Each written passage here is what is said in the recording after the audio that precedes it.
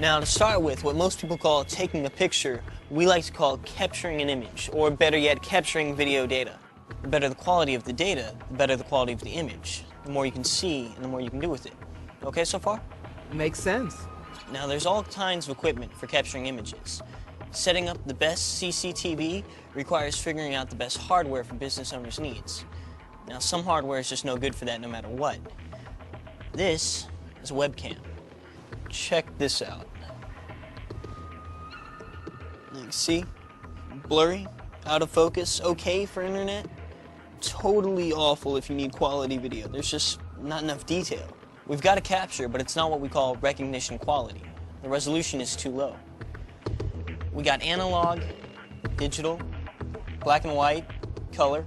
Now all these cameras use chips, and generally speaking, the bigger the chip, the better the picture quality. You get better detail, more control of contrast, like between very bright and very dim areas. Like in the pharmacy. Exactly. Hey Andrews, do you mind walking over to the mannequin for me? I'm gonna bring back our friend the webcam. Check this out. Look familiar? Okay, now watch this. This is a good camera. Higher resolution, plenty of dynamic range. See? A camera like this one has no trouble keeping up with shifting conditions. Far superior capture technology, higher resolution, better dynamic range.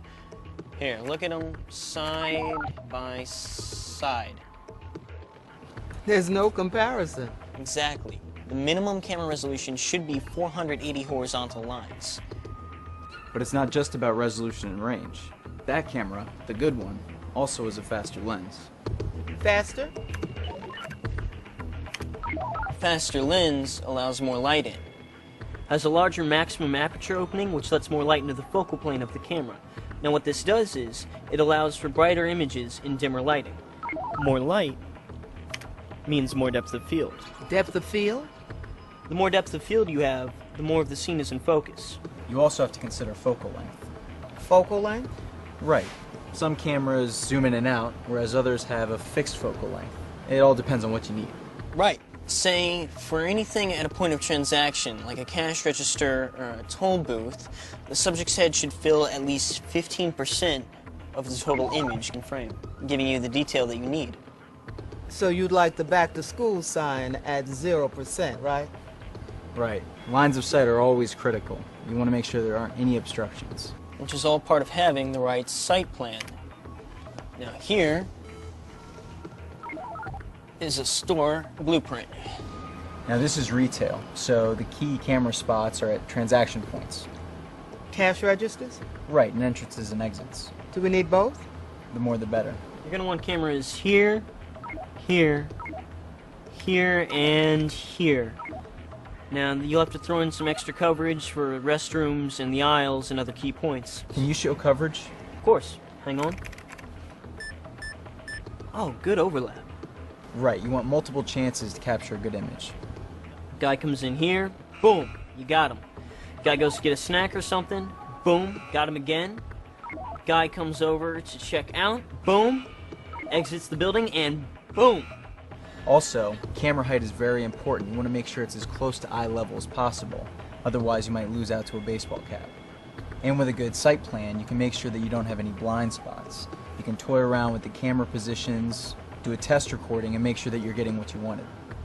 Another big thing here is lighting. I thought lens speed took care of light problems. It helps, but it isn't the whole ballgame. Then what kind of camera do we get? Oh no, I'm talking about actual lights. Here, take a look at this. See, the lighting is great in the morning, but by the afternoon the sun is blowing out the whole frame. But look, you add an extra bank of lights to fill in during the afternoon, you get more clarity. So you can balance bright light from one direction with light from another source. You're adding more light, but it's from another direction. It helps even things out. And sometimes if you have bright light through a big window, you have no choice but to tint the window or put up a shade. And if you're outside, say in the street or parking lot, you need to set up timers on your artificial lights. You'd rather them come in a little earlier than a little later. Take a look at this.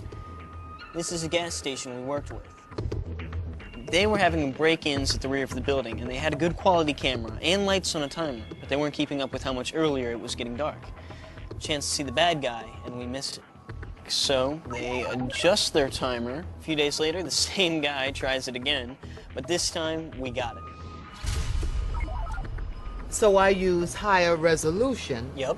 and control for the right depth of field and contrast. Mm-hmm. And then I put together a site plan with the correct camera coverage, positioning, frames per second, and lighting, and I'm more likely to get a recognition quality recording.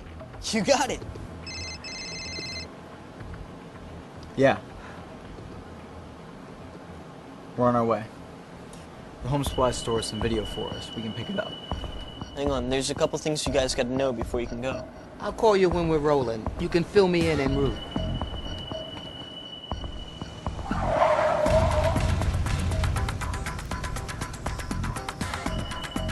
You mean we just can't grab the tape and bring it back? Chances are there is no tape. Most systems nowadays are fully digital. So you're going to have to go over the recordings and make sure the video you want is there. The guy said it was there. Yeah, but it could be over-recorded by now, so make sure. And you'll need to figure out how much footage you need to collect. Then make sure you collect the native file with the proprietary player. Okay, slow down. Speak English, please. The native file is just the original form of a file. With most digital systems, the specific attributes of the video files are proprietary to the program that created it. You're not speaking English yet. DVRs use compression to get more space out of their storage. Some compression throws away potential image detail. The native file format is usually the least compressed, best image, but you need specific manufacturer software to play it. A lot of systems export what we like to call open file, like AVI. Problem is, they're usually compressed even further, which means image quality is reduced. I actually understood that. Good. So, give me both formats. One other thing, we're going to need to know the output options on the machine to retrieve the video. Output options? Yeah, it could be a DVD, CD burner, or USB port. Okay, I'm with you. If we run into anything weird, we'll give you a shout from the store. Otherwise, we'll call you when we're inbound. Okay.